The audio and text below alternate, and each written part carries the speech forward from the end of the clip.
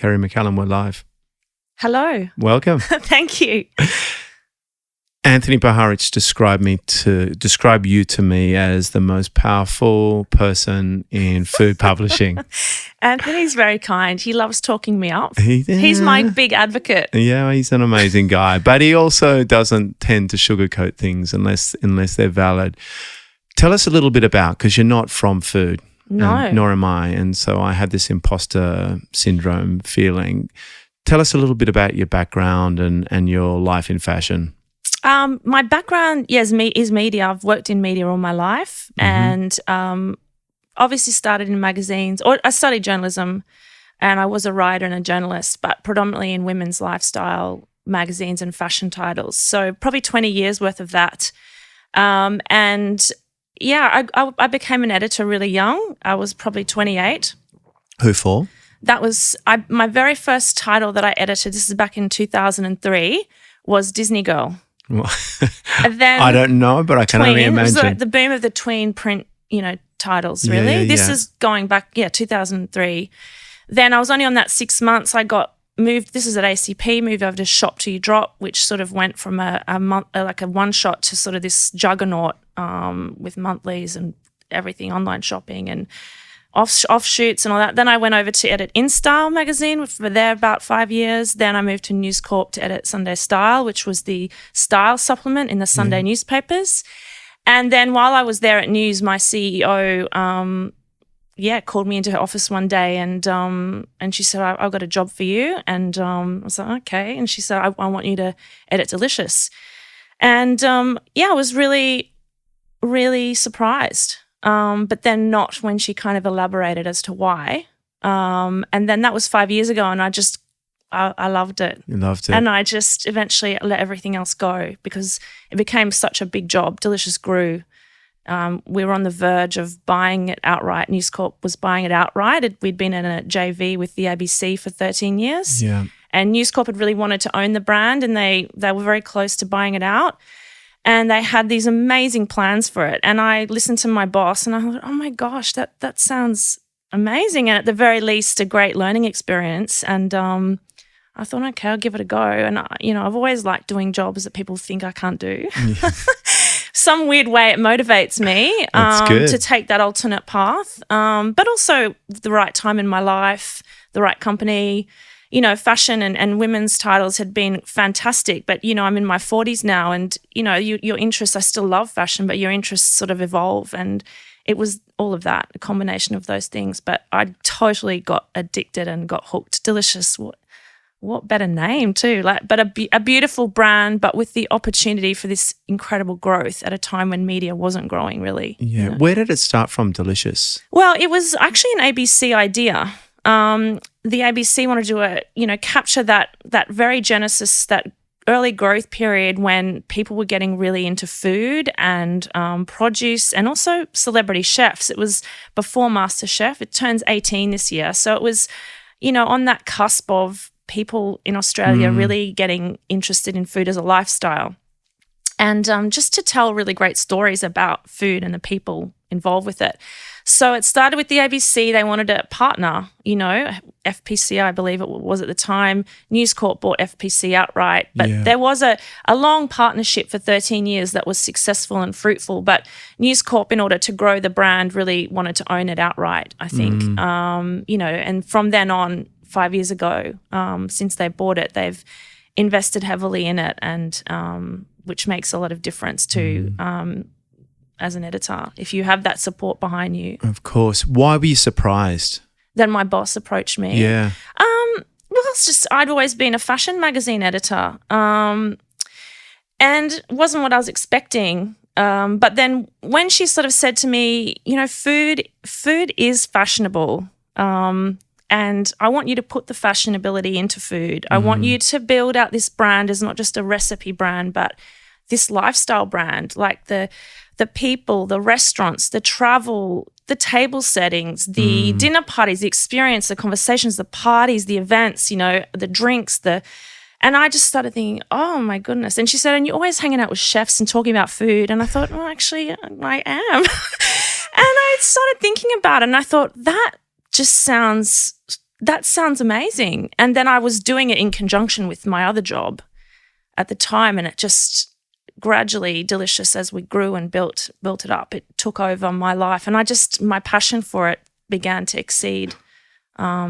everything else. So I loved it. I got hooked on the people that I met and the stories they had to tell, but I guess a lot of people were a bit sort of hung up on how do you go from fashion to food. You know, people felt that it had to be mutually exclusive, or just because you're interested in fashion doesn't mean you can't be interested in food or travel. In fact, if you are editing anything, and you could probably talk to any editor of anything, and all my colleagues at News, whether it's the editor-in-chief of Vogue or the Australian or news.com.au or the Daily Telegraph, we're all very different remits, but we all, you need to know a little bit about a lot. You need to know the climate, the political climate, the mood of the country. You need to know a bit about sport or politics or design so as an editor, you have to be consuming, you have to be interested in consuming. You're interested in everything generally. So I had always in my fashion or lifestyle titles been across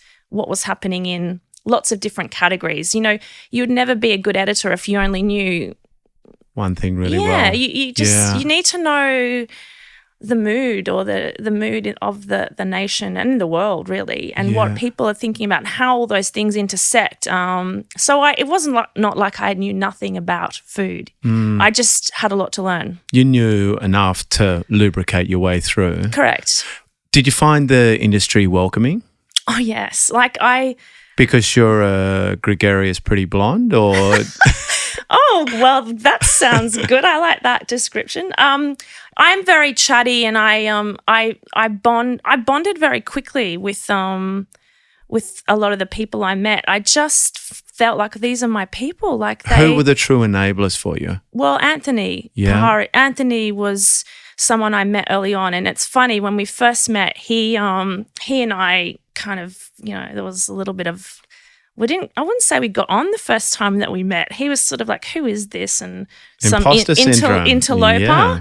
And I just gave it back at him because, I was old enough by that point to not be worried about them. I think when you edit weekly magazines in the newspapers, you're used to sort of some pretty tough customers. So I wasn't really fazed. And I think the next day we ended up laughing about it and getting on really well. And I think Matt Moran and Colin Fassnage were people I met really early on that were really great advocates. John Fink, bonded with him. All the loose Mitch ones. Edwards from Australian Pork. Fee Nielsen, who was my boss, who'd worked in the food industry for a long time. There were just a lot of, and the more people that I met, the more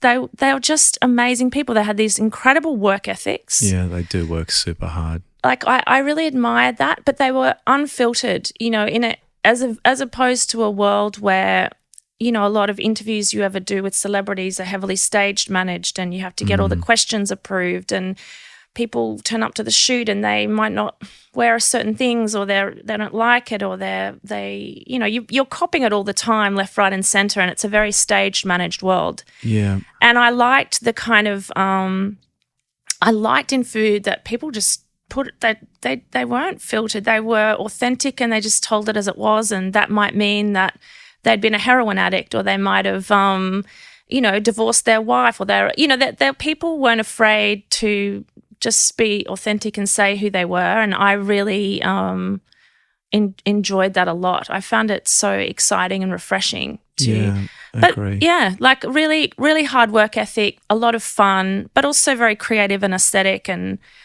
certainly not beige couches. No, far from it. And what was the remit from Fiona when you first took this on 5 years ago? Was there a clear plan, or Yes. was, Very clear. Describe it to me. It was very clear. It was to reposition the brand as to become not just the company's, but Australia's leading premium food lifestyle brand. Mm-hmm. So to go from a monthly magazine to be a 24/7 food lifestyle brand. Yeah. So a magazine that was predominantly known for recipes, to build out all these different business pillars across multiple platforms to be a 24/7 brand, you know, and that meant evolving from being seen as this to being seen as this. Yeah. And that meant building out things like a restaurant review business, Eat Out, the Delicious 100, Delicious Travel, Delicious Drinks. So there were Such a good name. Yeah, a lot of Studio Delicious, our video platform. There was a lot of builds to come that were planned. We had a 5-year plan. Yeah. So there definitely was, and obviously that you tweak and tinker with that as you go. But that was the first step, was to build a site. We were late to the party building a website. Yeah. We were the last in market. Wow. But we debuted above everyone else. 5 years ago. Yeah. Wow. Well, actually, the site it took about a year in the building process. So it's probably only been around 3.5 years now, the site. But it debuted to great numbers. It was built with a lot of rigor, with a really great product team behind it, and was done properly. And it was the biggest build I'd ever done of a website. But, you know, if we were coming in late, we had to do it really well. And we had to have an impact and have a large audience if we were going to do it at all. Get it. Because what's the business model? It's advertising, or is it subscription too? A bit of both. And every brand has a different model, I guess. With Delicious, it's both a circulation or subscription revenue as well as advertising revenue. I think if you looked at our company as a whole, News Corp would like to be less reliant on advertising revenue and more subscription revenue. Yeah. Delicious has got a healthy and loyal subscriber base in print, but obviously the majority of growth is happening in digital. So, yeah, it's about, I guess, creating audiences that stay and play for us. Stay and pay. Stay and pay. And who are they? Who's the avatar that's subscribing? Well, the beauty of Delicious is that you have a different audience on each platform. And there's only about 3% duplication between the print audience and the digital audience. And you'll see there's quite different demos across when you look at monthly print versus weekly print versus digital, social, and video, which is good because we don't want to be cannibalizing ourselves. But yeah, the weekly print demo, which is in the Delicious on Sunday in the newspapers, that skews older and broader. It's just a very big Sunday newspaper audience. Yeah. A slightly less competent cook. The monthly magazine is probably the pinnacle of the brand. That has the most loyalists, and probably a median age sits around 45. Industry people or full spectrum? Full spectrum, yeah. Absolutely full spectrum, and, you know, has to be broader than industry, I think, to have financial viability, I think. Get it. But no, a lot of them are really competent home cooks. But we also have a lot of industry readers as well. But that was a real challenge, was growing the brand and diversifying and repositioning it without losing too many of our loyal subscribers and audience who were obviously very valuable part of the brand. So, you know, we were able to do that. And when we launched the site, we really wanted to target a different demographic, and that skews a little younger. And then our video channel, Studio Delicious, probably skews the youngest of all because that's they all live and breathe it, don't they? Yeah. So yeah. The industry. You've already spoken about some of the people that were super helpful to you in the early days. What about some of the people that were more challenging, without necessarily naming names, unless it's not completely shameful? No, I think probably the most challenging thing, and I think probably any editor would tell you this, was to enter a brand and change it up. And, you know, you're never going to be popular doing that. And you're fine. I've done it on a few brands now. You've come in and, you know, I know what my remit is. I have to move the dial here, but you've got to getting everyone to come on that journey is really hard. And, you know, not everyone wanted to or did. And so that was probably the hardest thing, I think, is a brand that had operated as a monthly magazine for a long time all of a sudden be thinking in a completely different way.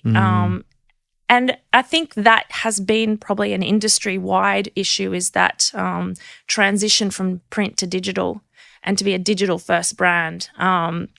Is you've got to get people to work harder, faster, longer. You're accountable. Your metrics come in every day. You need to know your traffic. You need to know if there's a problem, why.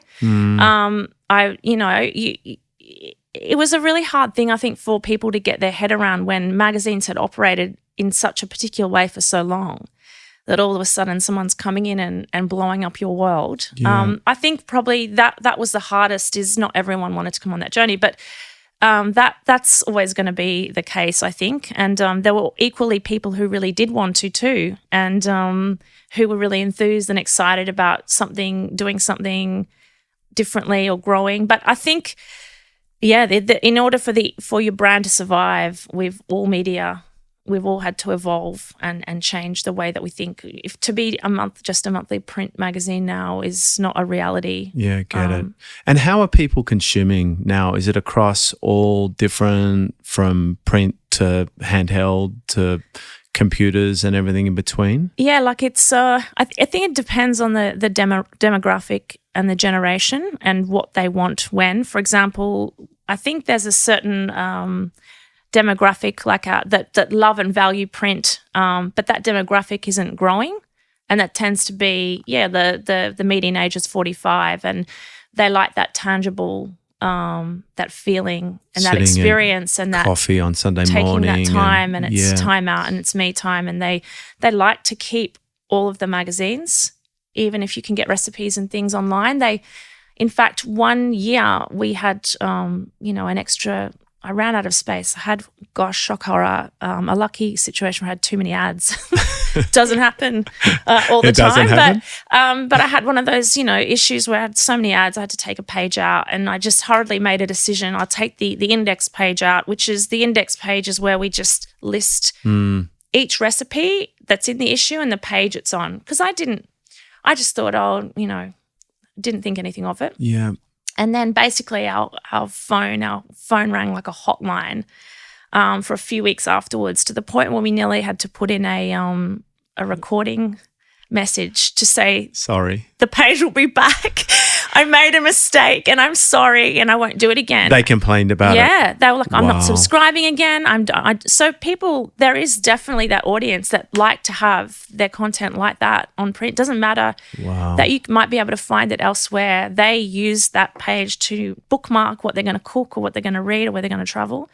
And that was a mistake I made, underestimating, how strong that print loving audience is, and how rigid that and so I never do that again. But I think then you get people that are, we have a mobile first audience, so the majority of our online traffic is viewed on mobile. It's probably sits around 60% to 40% desktop.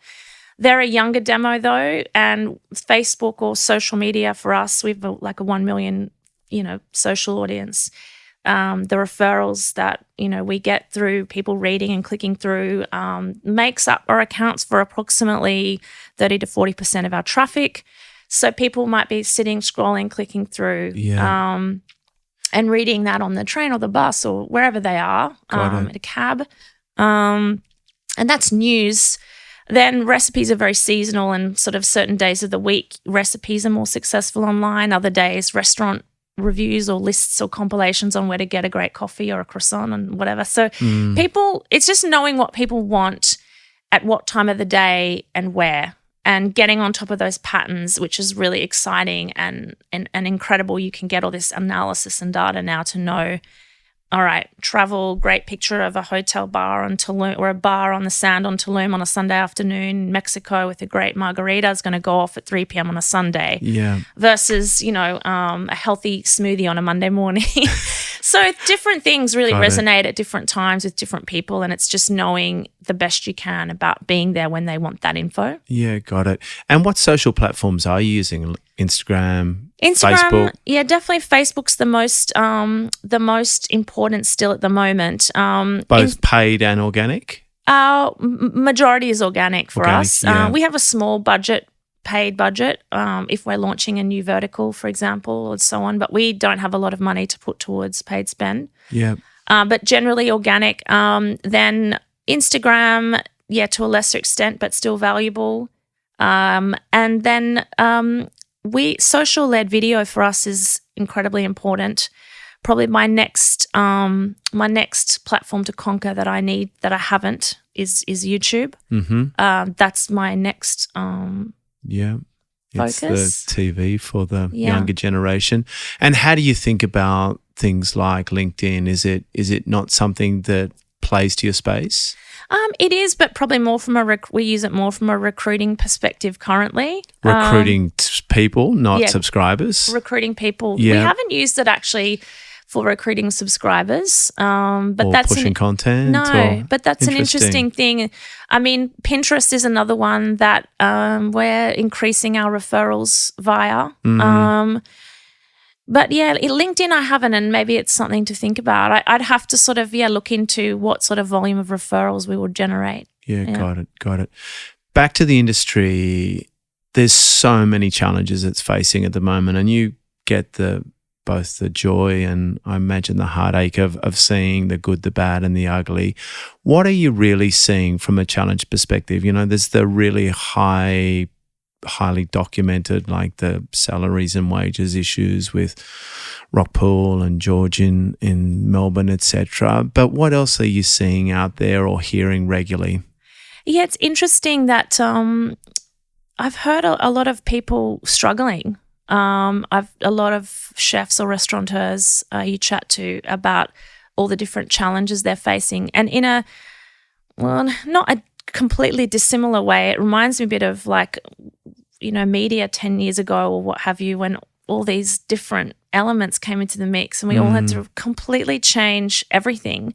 And I think I hear a lot about delivery services, how they're impacting on restaurants, even online booking platforms, how they're impacting on restaurants. I think, wages and being able to get the right staff as well to stay and work for you and consider it a career is another challenge, is getting good staff, the cost of food, the cost of meat you'd know all about. So I think I guess people's habits are changing, and how do you give them what they want without compromising your brand is probably such a challenge.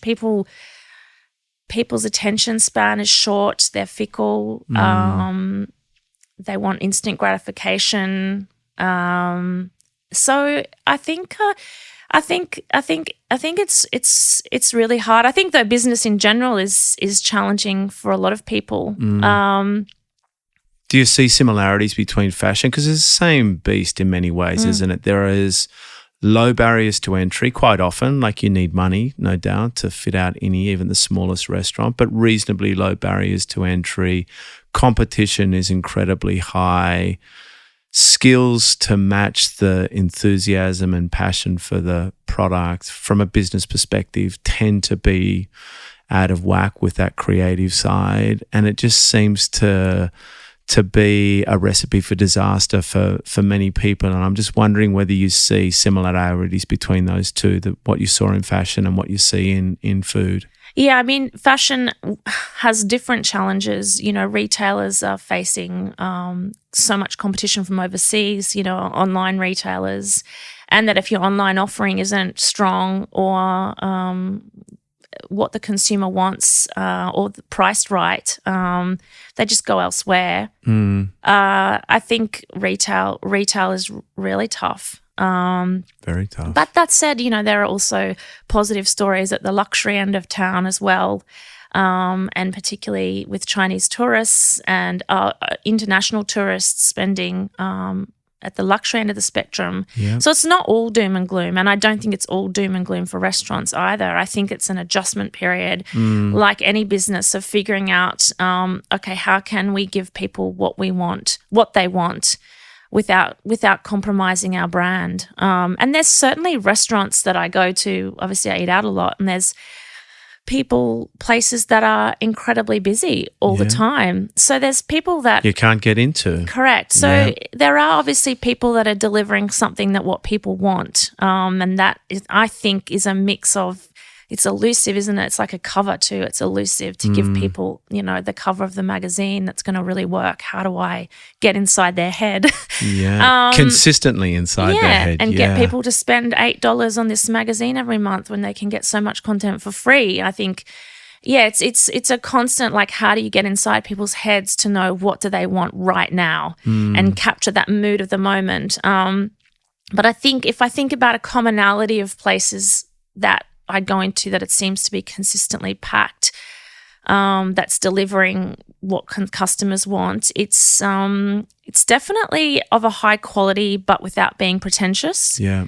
It's places that are inclusive, so where it might be an expensive place, but you're made to feel very welcome, not like you're out of place or uncomfortable or it's too stiff or too formal. A restaurant Hubert or a Fred's or Hubert, Fire Door. Alberto's Fire Door, So there's a it's still special, and it's of high quality, but it's if you want to share things, that's fine, or if you want to be casual and it's kind of restaurants that let you be in charge, I guess, of how you want the experience to be, which is in a way similarly interesting to digital media. Like all of a sudden the customers in the gear has the gear box or the whatever you call it, the gear stick in that.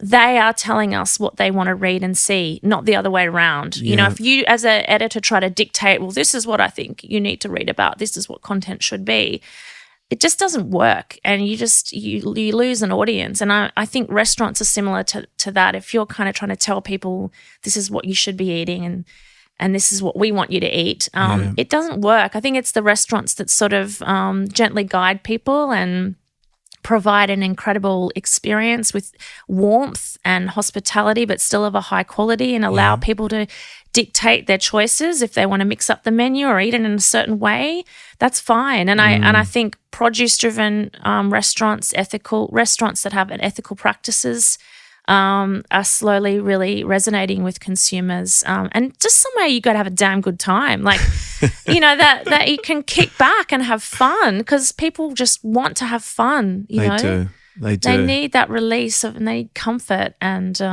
unashamedly. Not something really pretentious, I think. Yeah. The one thing that I see the commonality and a big challenge for both industries is this commoditization of produce, that the consumer constantly wanting to pay less and not understanding the repercussions, whether it's the restaurant or the wholesaler or the growers or everyone in between. And there's some real dire consequences of that too, from global warming to suicide of farmers to a whole host of things. And that view of or the mission to get people to pay more and to be willing to pay more to move the needle on, if we look at food, and we've quoted this a bunch of times recently, that Australians spend 10% of their income on food. 25 years ago, they spent 20%. And if we could get people back to that 20%, then people would be healthier, more restaurants would thrive, more wholesalers would thrive, and ultimately people would have more money because they wouldn't have to pay doctors and things later in life. But we don't seem to have that attitude in society. We all do want better value for money all the time. And I think fashion's an even more dire situation when it comes to that. Look, I think there's a few different topics of conversation here. I think that's true. And I think a certain demographic can afford to pay more and do understand why they need to pay more. Mm-hmm. But probably there is still a process of education that needs to happen about why that is. There's always going to be a certain percentage of the population that just can't. They're just doing it really tough. And any extra. And I think about, if I think about an audience in my stable, for example, an Australia's Best Recipes audience, like where budget is just at the forefront of their concern. But I think what it all comes down to, and what we're lacking in the country, is education. I don't think the education an understanding of food and produce is prioritized. And if you look at school, it's not given the same weighting in the HSC as math, science and English. However, things like food economics or learning about nutrition and cooking and produce and seasonality and all of that, it combines all those elements of the curriculum. Yeah. Really, it's the only thing that does cooking, for example. But we think of it as what people do when they can't do very well. If you're not very smart, you do that. Yeah. Wrong. Yeah. It should be something that I believe in even in primary school is prioritized. Like, nobody is taught the value of cooking.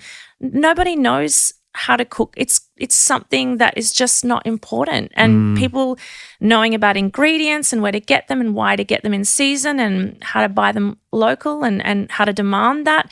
If we don't start prioritizing that with our children and in schools, even things like food waste, the economics of eating healthy, how to do it, we don't teach people that.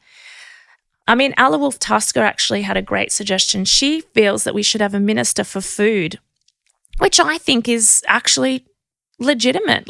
Makes sense. We don't start that conversation early. By the time people are adults, it's hard to change their choices. And I think really the whole curriculum needs to be looked at. I mean, that's something I bang on about and then never do anything about. And it's easy to talk like this, and I imagine it's a very complex issue, but I really do think from a school point of view, it shouldn't be something, cooking and nutrition and produce shouldn't be something we're delegating to people because we think, it's for people that aren't smart. I mean, I just think it should be the opposite. I think also we're not prioritizing or showing people what sort of careers there are available to people in hospitality and food or even food media. We sort of undervalue it from a school and an education perspective, which I think sets a standard ongoing. Yeah, and I don't disagree, but the whole we can't afford is I think the thing that we really need to unpack. Yes, but no, if you're looking at people that are really, really struggling, even struggling to get breakfast on the table in the morning, that's a really hard real. thing. I know it's real, but if you fast forward 20 years when they're obese and have diabetes and the cost on society there, why doesn't the government come up with something to incentivize them now? I think it's about teaching kids how to cook with simple things like a tomato and if you've got a tomato, a carrot and an egg, you've got a nutritional meal. Yeah. I think also how to use up your food waste so that you're not wasting money. I think there are definitely ways that you can and help people that are on a really tight budget. But I think it comes down to education, and people aren't taught early on what to do, whatever budget you're on. I think there's a certain demographic, and probably Delicious's demographic, that are willing to pay more and are starting to vote. And are starting to vote with their wallets. And I see small changes. And I think about things like the Delicious Harvey Norman Produce Awards, of which Anthony's on our expert panel, an expert advisor. And that awards is designed to unearth and celebrate Australia's most ethical, sustainable and innovative producers and products. So that started 14 years ago before I was on the brand. But then at that time, it was a very niche topic of conversation, small. And now it's something mainstream. It's something that people want to know more about, people want to be involved in. And I think that slowly that dialogue is changing. I think it is hard to explain to people why they need to pay more, but probably that is also the job of someone like me or the media to help us. And in industry to help articulate our case better. I think I do agree with you that I think that people do need to put their money where their mouth is. There's no point complaining, but then not actually doing anything about it. And I think that happens a lot where people complain but don't actually have a solution. Well, it's just if you look at the really big challenges we have, and healthcare is without the biggest one, diabetes, brain disease and cancer, that it's going to cripple our governments. So why wouldn't you just take a fraction of that? And not only do you take cost out of running a country, but you increase productivity because you don't have all these sick people that typically from early 30s onwards become a fragment of what they possibly could be. And most of that is driven by food. And yet it just gets lip service, and governments tend to align themselves with big corporations that have the money to push produce that sits in the aisles in the middle of the supermarket, not around the edges, and is sugary and addictive and processed, and even all this plant-based meat substitutes that have exploded in the world. Like, it's so the education around that's a healthy alternative for humans, that's a healthy alternative for the planet. It's not factually true. And that's yet an interesting topic. It's just not true. It's just not true, Kerrie. And it's a little bit, it's amazing once you get some big money behind it, when you get the Buffetts of the world and you get the Bill Gates of the world behind these things, they explode. And then all of a sudden you've got another generation of people that think they're doing the right thing for themselves and the planet, but they're actually not. I think that's a really interesting topic, because I think transparency is really important, whether you're talking about animal products or meat replacement, animal or plant-based products. And I think there's a lot of confusion around plant-based meat alternatives at the moment. In fact, even I feel a little confused. They've almost exploded onto the market. And I was talking to one of my journalists the other day, and I said, I think we need to really look into this. Like, are they better for you or are they not? Because if you're buying... They're fundamentally not. I'll send you the ingredient list. 21 to 22 ingredients in Beyond and Impossible, which are the two biggest players with a $10 billion market cap between the two of them. And a scientist in the US recently, because he's got a big platform on Twitter, ran a campaign where he put the ingredients of Impossible and he put the ingredients of a pet food label and asked people to tell him which one was pet food and which one was Impossible. Virtually nobody got it right. Wow. And that's my problem. And then you go a step further and say all of that stuff that comes to Australia, so people are eating it because they think it's better for the environment. And you go, but it's not. It's monocropping farming practices. It's frozen and flown halfway around the world, so the carbon footprint before it lands here in Solberger and all those places. So how are you combating that? We looked at it. We looked at it really seriously, because for us it was, if it replaces factory farming, which, mercifully we don't support. Perhaps we have a couple of odd products for lack of attention sometimes, poultry products perhaps, that if it could replace factory farming, perhaps it was a good thing. But then we dove deeper with the help of some really amazing doctors and things and said, help us debunk actually what's in it and what's the energy requirements to produce it, and is it good for us and is it good for the environment? And it's not. And so our stance on it is, it's a mass-produced product that's going into quick service restaurants and it's going into the big supermarket chains where, again, it's just going to add to the problem. It's going to add to the problem of environment. It's going to add to the problem of obesity. It's going to add to the problem of malnourishment. And so we just sit on the outside, Kerrie, and say, we're about sustainable farming. We're about nutritional, energy-dense produce that's going to make people healthier and proven to make the environment healthier. Because this whole argument around animal farming is the biggest contributor to global gas emissions is just fundamentally not true. Yeah, and I think transparency is critical going forward. And I think it will become increasingly critical for consumers, whatever kind of product it is. However, I think ultimately the truth comes out about products, and I think about even just in the time that I've been on Delicious, I can look at the rise and fall of different trends. I remember talking to, the head of an olive oil company in Mildura, and how they were combating the claims that all of a sudden had spread like wildfire that olive oil was bad for you and that had a low smoke point or what have you, and coconut oil was better. And so, that's actually now been disproven. And so they had to sort of face that and combat that. I look at things like gluten. Yeah. Gluten had this bad rap, and all of a sudden everyone was eating gluten-free. But then it's not really necessary unless you're a celiac or you have a genuine intolerance. So I think, even the sugar as well, like there's so many things that have had ups and downs. I think in the end the truth does prevail. It's just about consistent messaging and combating that. And I think transparency in whatever you're eating is going to become more important, particularly to the next generation. But I think that's a trend that's kind of ballooned that I've been watching, interestingly, and it is disappointing.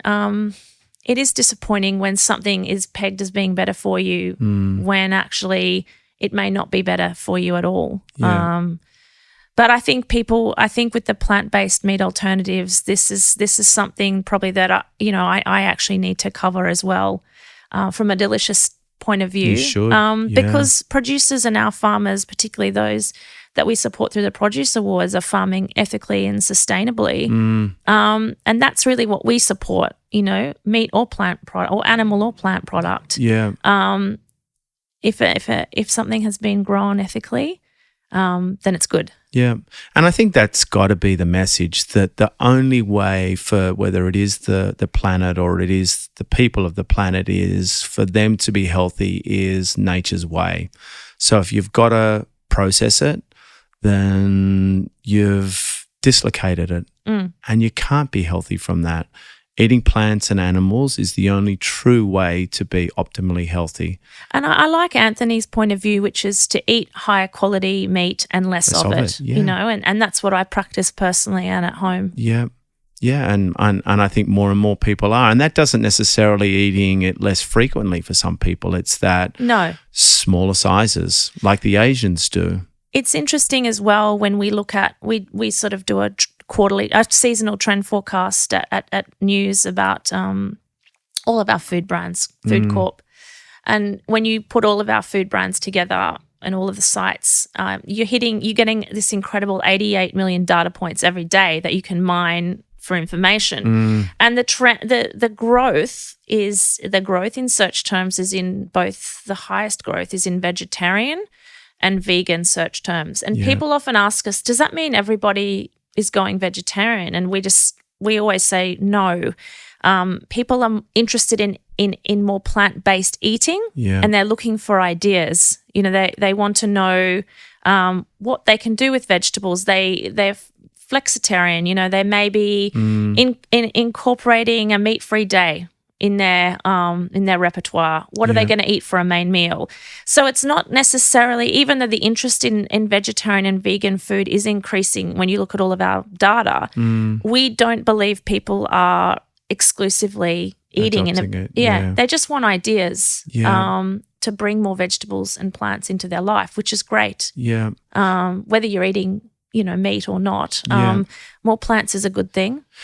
Yes in their pure form. In their pure form. And how are they grown? Yes, I think this is the big problem. People are so addicted to clickbait that that's good and this is bad, and this is binary thing. That monocropping plants versus a sustainably farmed is such a big difference on every level. Your health, the health of the planet. And I think this is where people have to go to. And it's the thing that we get most excited about with the advent of food trust, and that very soon people will be able to scan their food and know exactly what are you paying per nutrient. Like, this is a new concept that we've been throwing up, with PwC that we're working on with this. When people start paying by the nutrient, not paying by the unit, so that you literally know when you're having a 150 gram piece of steak that it has more nutrients in it than the 600 gram piece of steak or the bowl of pasta or whatever it happens to be. I love that. It's nutrient dollars. Nutrient dollars. I like that a lot. That's a good story for me. A good cover we own story. that. Anyone steals that idea, Vix is getting royalties on. Nutrient dollars. I like that. That changes the dialogue and the conversation. Yeah. And we're getting so close with the science behind that. And so how far away are you from having that available on a commercial? The Food Trust, we're doing a proof of concept with PwC right now, so that we will certainly in Victor Churchill within the next 12 months have produce on there that will have a label that cannot be copied, that you can scan and you will get everything from where it was grown, what it was fed, where was the slaughterhouse, what was its heart rate when it died, and so many different things, and a whole bunch of experiential things too. You want to know what the farm's like, you want to know what the farmer's name was, what his kids were doing. Yeah, it's all here. We're just now trying to get more people on the produce side to back it too. When you say the produce side, you mean beyond the growers. Meat? No, so the two big ones are meat and wine. Because it's all driven by counterfeiting, particularly with exports. But from our perspective, it's more around the story and the provenance, and to a lesser degree, because there are some things that we exclusively sell that venues that no longer buy from us still have on their menus. And so there is a little bit of mischief that goes on in our industry, but not a big one. But it's more around that really understanding what's in your food. Like we've had a whole battery of nutritional tests done on our different product ranges recently, because there's this whole argument around, is grain-fed beef, as an example, got less omega-3s in it than pasture-fed beef? And does it? It does. Right. Yeah, but interestingly, the other thing that's coming out is the amount of carbohydrate in meat, so that perhaps you can eat less processed carbohydrate and replace it with meat, because no one associates carbohydrate being in meat, and that depending on how it was grown and raised, the quantities of that are different in it. So there's a whole battery of science that's coming out that we're working with a couple of really amazing doctors that are super fascinated in this field that we're going to flood into the market super soon. I do think that will be a game changer for meat consumption. What are your thoughts around, I hear the topic of wild meat brought up a lot. Yeah. What does that what exactly does that mean to you? Not farmed, so kangaroo and the like.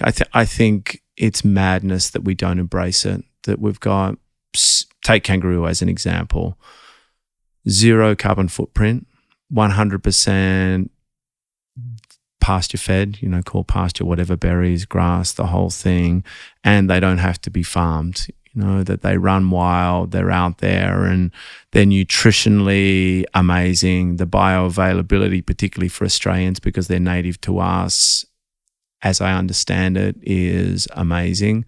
So there's no downside to it, but Australians are very romantic. The Skippy and all of those kinds of things, that they have a real challenge with it. And, like many new foods, the change in our palate to that food. But I think with meat prices continuing to go where they're going, that we're going to see a whole lot more people embracing, particularly kangaroo, is the big one. And there are other smaller species, but that one just makes so much sense. And there's some really amazing ethical producers like Paru and things that we're associated with that I think we just need to change our mind to it.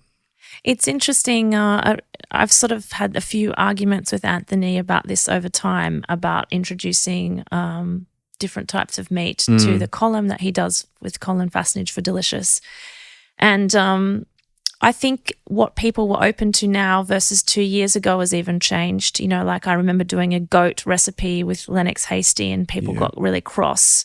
They couldn't get goat. They didn't feel comfortable cooking with it. But then we just recently did a goat recipe, or we did a Thai kangaroo stir fry even recently in the column, and it actually trafficked well. And that I think people are slowly embracing different types of meat if they understand why, particularly if there's something familiar that we mix it with. So, for example, a Thai stir fry, people feel familiar and comfortable with cooking at home. Yeah. But then putting something uniquely Australian like a kangaroo meat in it is not too intimidating, but different enough for people to want to try. So we've been trying and experimenting slowly with our audience of introducing new types of meat that are less common in the butcher. Not new, I wouldn't say. What's the word? Less common, commonly used at home. Chefs obviously love meat like that, but a home cook is more daunted by that. Yeah. But I think if the home cook can get more comfortable with meat like that, and understanding why meat like that's important, that's going to be a good thing. So we've been experimenting a little more. Even Mark Lebroy did a recipe for us with venison or deer. Yeah, which is an amazing Yeah, product. and again, just that he had written a story about the wild deer as pests in the Southern Highlands and how they were being culled at great expense to the government and left to die. And yet in he's sweetheart Swedish. In Sweden, it's a delicacy. And, why weren't we eating more of it? And it's a really important question. If I had have run that story 2 years ago and I actually had a video with it as well, I think I probably would have, people just wouldn't have liked it. But yet it was one of our highest performing videos of the year and it had thousands of comments and only 2 negative. Wow. And that's pretty incredible. That to me is a mood change. Yeah. There is definitely a groundswell, but it's small. Yeah, it's still small. And it's driven by, let's call it education, but on the flip side of that is ignorance. And I don't mean that in a bad way. That, a classic example, we had this amazing woman on the show a couple of weeks back, Diana Rogers, and she's a dietitian from the US, but her and her husband and family run an organic farm. And she made such an amazing point about how humans, particularly city-dwelling humans, are so dislocated from death that they're just frightened by death, full stop. Yet they don't truly understand that for anything to live, something has to die. And that if you really want to get super scientific, and there's some real literature coming out about this now, that plants have feelings as much as animals do, and they're starting to be able to show that plants go through a form of pain. Not the same as a sentient animal, but they go through a form of pain. And again, just giving people perspective on just because you've read something doesn't mean that it's gospel. And that I think there's a lot of that actually. A lot of reporting of things that aren't accurate, that get repeated, and that you watch things that aren't factually correct just develop. It's hard with the way we're structured now and the way the internet works, that it's really hard to dispel a myth once it's gotten this snowball behind it. It's a hard thing to do. Like you take, and we've spoken about on the show before, the What the Health documentary, which came out a couple of years ago, that was guised as a health documentary but was driven by a bunch of animal humanitarians, whatever the right word is. I call it humanitarians, probably the very wrong word, but behind it. So what their intention was very different to what they presented themselves as. And they're, like most things, they cherry pick research. And I can give you research for meat being the greatest killer on the planet, or meat being the most health enhancing thing on the planet, and everything in between. But unless you truly understand the research and how it was done and all the compounding factors, then it doesn't mean anything. But that one documentary has moved a generation of people towards vegetarian and veganism. And women in particular don't understand that there can be some really dire health consequences of making those decisions ill-informed. And that's my hope, that people just stop spending 2 hours of their life and making profound decisions that ultimately impact them and impact the planet that they live on, without a whole lot more research. Without the full knowledge. The full knowledge. Yeah. And the understanding that we're all really different. Like for some people, meat, not many, but perhaps it isn't a good thing, but you need to go and get blood work done and see a specialist that's probably spent 15 years of their life studying to really have a voice on it. And I think they then deserve to have a voice on it. But perhaps the people that filmed the documentary with good intentions, no doubt, but not necessarily ethically presented, it's a really grey and dangerous area for me. And I think that's a problem for modern society, is a lot of false information out there, and being able to pick through and know what you can trust and what you can't trust, what sources are accurate, and what I think that's not even just for this topic, but in general, in life, anything that you're looking for, any information you're looking for. Scratch. Is not knowing what you can trust or what your trusted source is. And it's something that we keep trying to come back to, where even the company I work with, in that consume your media or your food, whatever, consume your media from somewhere that you trust, sources. the trusted source. We don't make this up, or we have checks to go through before we can publish something. And I do believe that there is a return. I believe that there is a consumer return, and we've even seen it ourselves in the last year of people returning to truth in an era where there's fake news and fake information.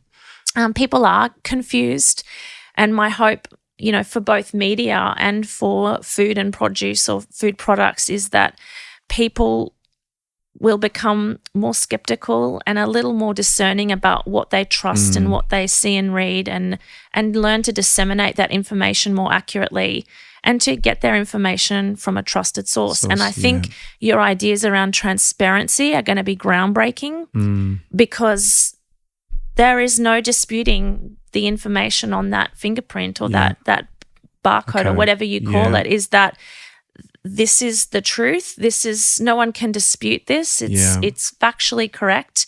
And I think I do believe people are returning to truth and wanting truth, Yeah, no, I absolutely agree. I think the big challenge for people with food in particular is that they get so overwhelmed. I just don't know who to listen to. I grew up with a generation of the food pyramid, and now you're tipping it on its head. Like, if I can't trust the government, who do I trust? And like, there was that really famous piece that came out that the New York Times uncovered a couple of years ago, where a group of Harvard professors had been paid off by the sugar industry to show that sugar was at the root cause of heart disease.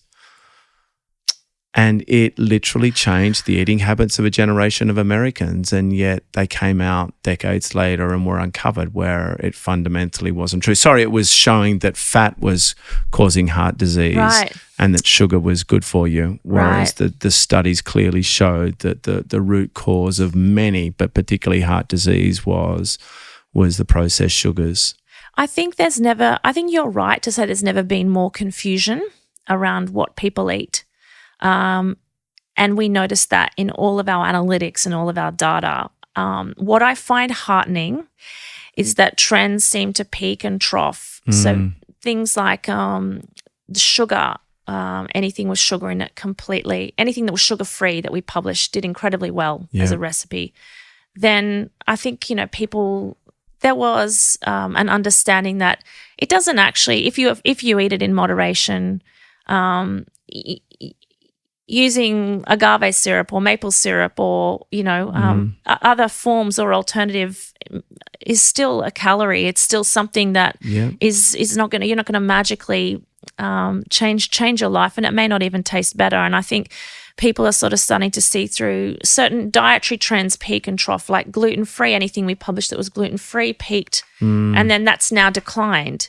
And I think as people get a better, same with fats or dairy, things like that, we definitely watch peak and trough because, and I think this will be the case with meat, although, as you said, not all meat is equal. I think transparency, sustainability, and ethical practice is going to be crucial. Yep.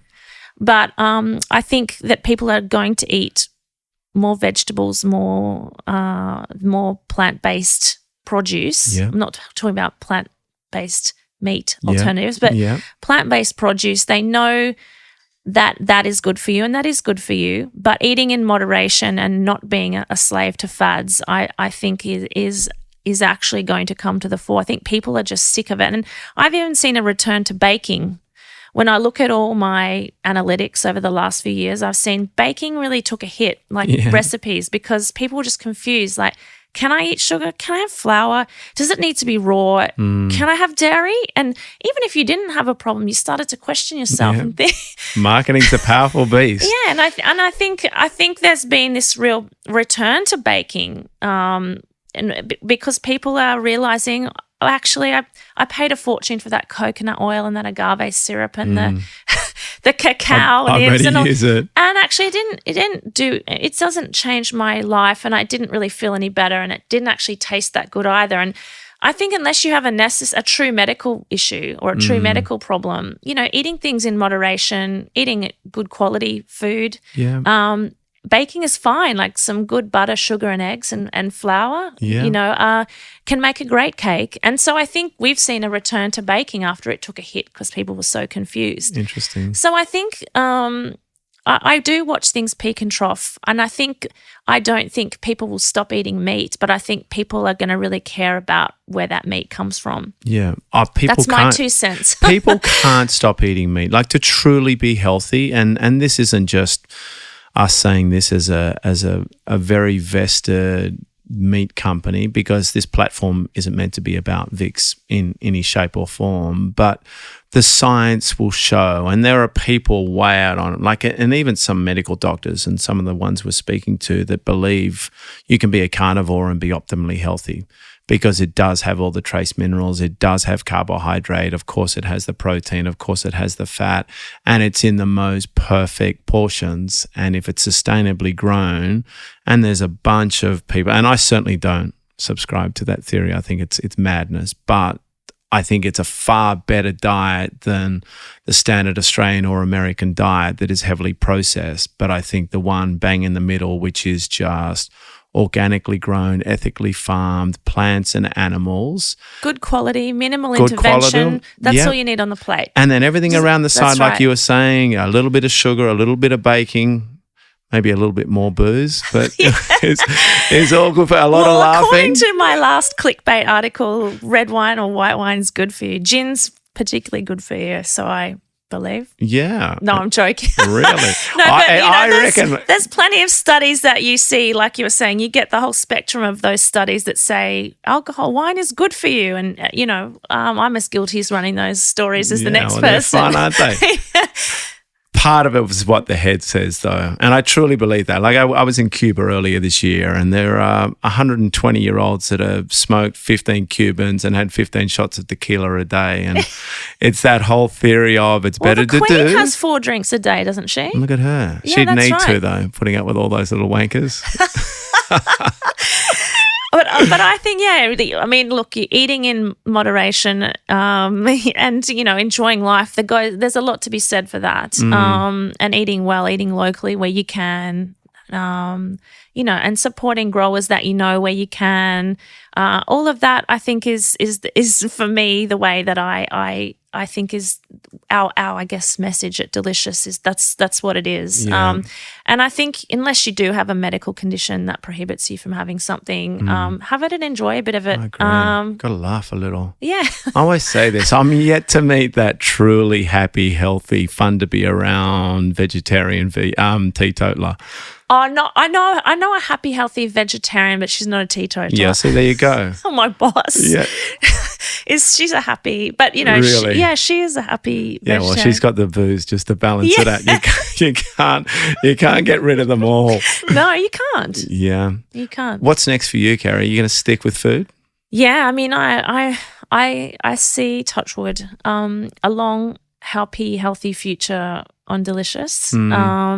We just we keep getting amazing opportunities, and we keep growing, and we've got more plans to grow, and we've got so many more things on our horizon that are so exciting.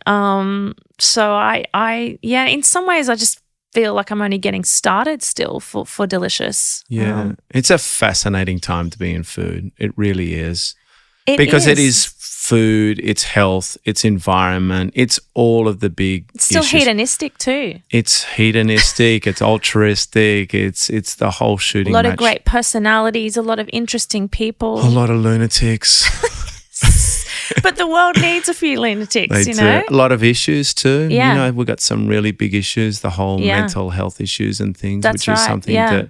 and it's interesting, and I didn't realise how bad this was. We had this amazing woman. In fact, we launched the show today, thankful.org. We're partnering with Thankful. Yeah. So we had Kim on the show a couple of weeks ago, and their whole Thankful for Farmers campaign here in Australia, and I didn't realise how high the suicide rate was amongst Australian farmers, which is replicated in the US and Europe, etc. I didn't realise that. In US, it's higher, I believe, than the rate of war veterans, the suicide rate of farmers, which I found that out through Kim from Thankful as well. So it's incredibly shocking. But yeah, Delicious is partnering with Thankful for Farmers to amazing award. We're all coming together. Correct. Food Trust and PwC. Yeah, to present a great opportunity to a farmer at our produce awards in 2 weeks. So I love it. Yeah, that for us was a really exciting initiative too, and quite a simple idea that could have huge impact. She's incredible. Yeah, really amazing. Like incredible. And I encourage anyone that hasn't listened to that, what she not only is trying to do, but is doing, and the doors that are opening for her. Like, my Lord, like political parties should just employ her as the campaign manager. She gets things done. She gets things done, and she's just so genuinely grateful. Yes. Like, just oozes gratitude and thankfulness. She is an amazing woman. Yeah, that's a beautiful way to finish. Thank you so much for coming on, Thank you Kerrie. for having me. My pleasure.